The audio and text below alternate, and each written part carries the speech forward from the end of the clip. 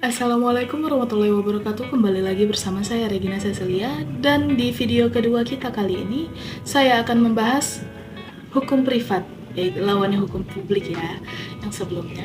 Nah, saya akan menjelaskan pengertian singkat tentang hukum privat. Hukum privat adalah hukum antar perorangan yang mengatur hak dan kewajiban perorangan yang satu terhadap yang lainnya dalam pergaulan masyarakat.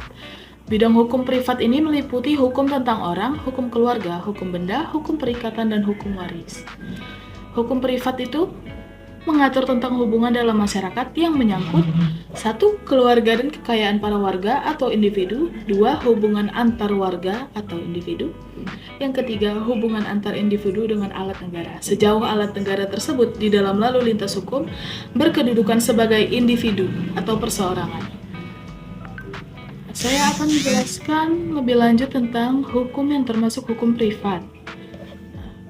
Yang pertama adalah hukum perdata tentang pribadi, hukum perdata tentang harta kekayaan yang kedua, atau hukum benda tetap agraria dan hukum benda lepas. Yang ketiga, hukum perdata tentang perikatan, hukum perjanjian, hukum penyelewangan perdata, dan hukum perikatan lainnya. Yang keempat, hukum perdata tentang hak imaterial, hukum keluarga, dan hukum waris. Dan yang kelima, yang terakhir adalah hukum dagang. Nah, saya akan lanjutkan sedikit penjelasan lebih jauh tentang hukum dagang. Apa sih hukum dagang itu?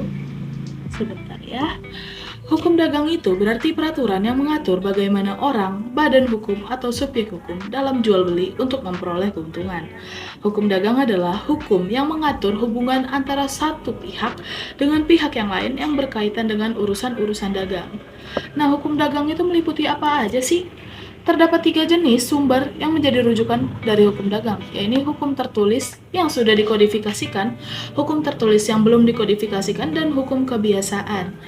Nah, saya akan lanjutkan sedikit apa sih tujuan dan fungsi hukum perdagangan. Yang pertama, menjamin berfungsinya keamanan mekanisme pasar secara efisien dan lancar. Yang kedua, melindungi berbagai jenis usaha, khususnya untuk jenis usaha kecil menengah atau yang biasa kita kenal dengan UKM.